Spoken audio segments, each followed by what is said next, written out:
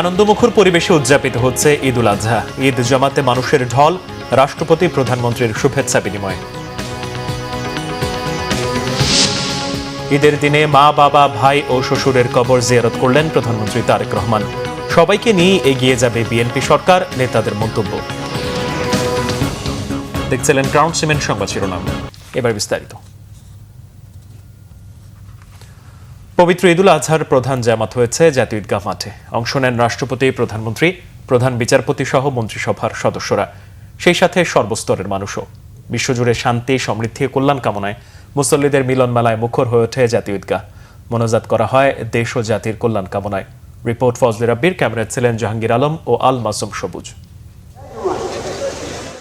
সকাল থেকেই জাতীয় ঈদগাহ ময়দানে আসতে থাকেন সাধারণ মুসল্লিরা। নির্ধারিত সময়ের আগেই প্রধান জামাতে অংশ নিতে ঢল নামে সর্বস্তরের মানুষের।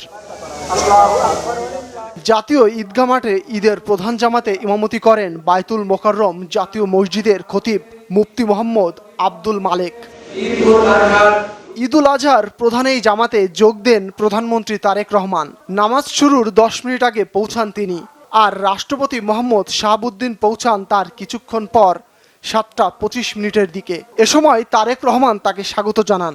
সকাল 7:30টার দিকে শুরু হয় ঈদ উল আজহার প্রধান জামাত। রাষ্ট্রপতি, প্রধানমন্ত্রী ছাড়াও ঈদের প্রধান এই জামাতে অংশ নেন মন্ত্রী, প্রতিমন্ত্রী, বিদেশি কূটনৈতিক সহ রাষ্ট্রের বিভিন্ন গুরুত্বপূর্ণ ব্যক্তিরা। নামাজ শেষে পাঠ করা হয় খুতবা, এরপর দেশ ও জাতির কল্যাণে মোনাজাত।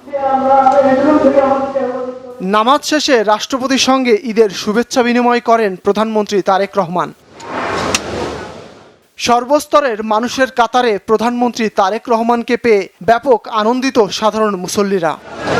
কুরবানি দিয়ে আমরা সবাই যেন ইসলাম ধর্মের সাথে আমরা মিলেমিশে মন থেকে মানুষের জন্য কাজ করতে পারি, সেই দোয়া করেছি। আমরা চাই দেশে যেন আর কোনো দর্শন না হয়, যেন দুর্নীতি না হয়। মাননীয় প্রধানমন্ত্রী যেন হত্যা, দর্শন এবং দুর্নীতির বিরুদ্ধে সর্বোচ্চ কাজ করে।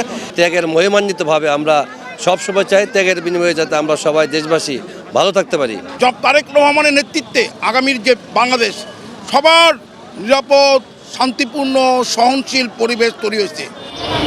এদিকে জাতীয় মসজিদ বায়তুল মোকাররমে ঈদ উল আজহা উপলক্ষে সকাল 7টা থেকে মোট 5টি জামাত অনুষ্ঠিত হয়। অংশ নেন ধর্মপ্রাণ মুসল্লিরা। কাঁধে কাঁধ মিলেছে, আর তাই তো ঈদ হয়ে উঠেছে আনন্দ, ভালোবাসা আর সম্প্রীতির এক মিলবন্ধন। সকল ভেদাভেদ ভুলে সুখী, সমৃদ্ধশালী, বৈষম্যহীন একটি রাষ্ট্র গঠনে এক কাতারে সামিল হবে দেশবাসী, এমনটাই প্রত্যাশা জাতীয় ঈদগাহে আসা মুসল্লিদের। ফজলে রাব্বি, বাংলা ভিশন, ঢাকা। বিএনপির প্রতিষ্ঠাতা শহীদ রাষ্ট্রপতি জিয়াউর রহমান এবং সাবেক প্রধানমন্ত্রী ও বিএনপি চেয়ারপারসন বেগম খালেদা জিয়ার কবর জিয়ারত করেছেন তাদের বড় ছেলে প্রধানমন্ত্রী তারেক রহমান। পরে তিনি ছোট ভাই আরাফাত রহমান কোকো, শ্বশুর সাবেক নৌবাহিনী প্রধান মাহবুব আলী খানের কবর জিয়ারত করেন। আহমেদ সরারের রিপোর্টে বিস্তারিত। জাতীয় ঈদগাহে ঈদের নামাজ শেষে পিতামাতার কবর জিয়ারতের জন্য শেরেবাংলা নগরের জিয়া উদ্যানে যান প্রধানমন্ত্রী এবং বিএনপি চেয়ারম্যান তারেক রহমান। প্রথমে স্ত্রী ডক্টর জুবেদা রহমানকে সাথে নিয়ে পিতা শহীদ রাষ্ট্রপতি জিয়াউর রহমান এবং মাতা সাবেক প্রধানমন্ত্রী বেগম খালেদা জিয়ার কবর জিয়ারত করেন এবং ফাতেহা পাঠ করে দোয়া মোনাজাত করেন। এরপর বাংলাদেশ জাতীয়তাবাদী দল বিএনপির চেয়ারম্যান হিসেবে দলের জ্যেষ্ঠ নেতাদের সাথে নিয়ে দলের প্রতিষ্ঠাতা জিয়াউর রহমান ও দীর্ঘদিনের কাণ্ডারি বেগম খালেদা জিয়ার কবর জিয়ারত ও পুষ্পস্তবক অর্পণ করেন তারেক রহমান।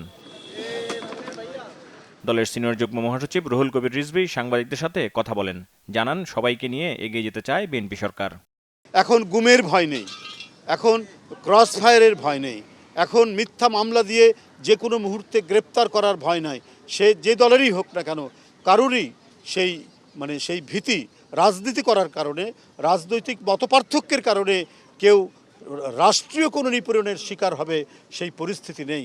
বরং একটি মানবিক চেহারা নিয়ে বর্তমান নির্বাচিত সরকার, বিএনপি সরকার বা বিএনপির জোটের নেতৃত্বাধীন জোটের সরকার তার দায়িত্ব পালন করছে। বাবা মায়ের কবর জিয়ারত শেষে বনানী কবরস্থানে যান প্রধানমন্ত্রী। সেখানে ছোট ভাই আরাফাত রহমান কোকোর কবর জিয়ারত করে ফাতেহা পাঠ ও মোনাজাত করেন। পরে বনানীর সামরিক কবরস্থানে শ্বশুর ও নৌবাহিনীর সাবেক প্রধান রিয়ার অ্যাডমিরাল মাহবুব আলী খানের কবর জিয়ারত করেন প্রধানমন্ত্রী তারেক রহমান। এ সময় প্রধানমন্ত্রীর সহধর্মিণী ও মাহবুব আলী খানের কন্যা ডক্টর জুবাইদা রহমান উপস্থিত ছিলেন।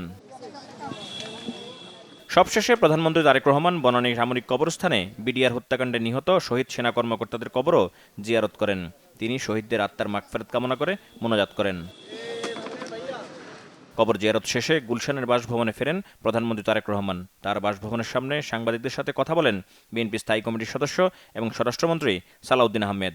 আমরা সবাই আজকের দিনে একটি বার্তা দিতে চাই, বাংলাদেশের এই জাতীয় ঐক্যের জন্য, সমৃদ্ধির জন্য, এবং আমরা সবাই যাতে ঐক্যবদ্ধভাবে এই জাতির কল্যাণে সবাইকে নিয়ে আমরা সামনের দিকে এগিয়ে যেতে পারি।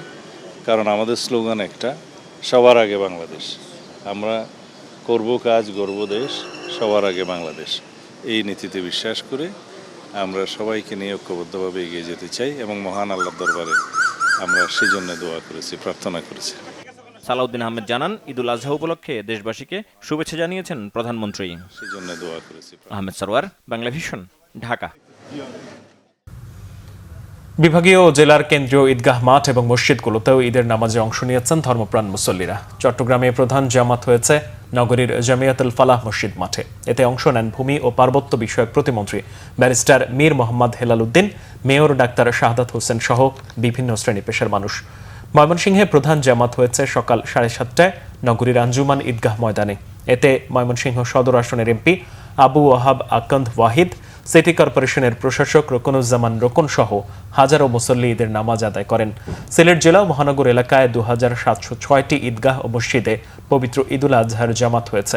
সকাল 8টায় মহানগরীর শাহী ঈদগাহ ময়দানে ঈদের প্রধান জামাতে অংশ নেন বাণিজ্যমন্ত্রী খন্দকার আব্দুল মুক্তাদির এবং প্রবাসী কল্যাণ ও বৈদেশিক কর্মসংস্থান মন্ত্রী আরিফুল হক চৌধুরী। খুলনা 4 আসনের এমপি আজিজুল বারী হেলাল তার নিজ এলাকায় বেলফুলিয়া কলেজ মাঠে ঈদের জামাত আদায় করেছেন। খাগড়াছড়ি কেন্দ্রীয় ঈদগাহ ময়দানের জামাতে অংশ নেন সংসদ সদস্য ওয়াদ ভূঁইয়া ও জেলা প্রশাসক মোহাম্মদ আনোয়ার সাদাত সহ প্রশাসনের কর্মকর্তা ও বিভিন্ন দলের নেতাকর্মীরা। ব্রাহ্মণবাড়িয়া জেলা ঈদগাহ মাঠে ঈদের নামাজ আদায় করেন সংসদ সদস্য প্রকৌশলী খালেদ হোসেন মাহবুব শ্যামল।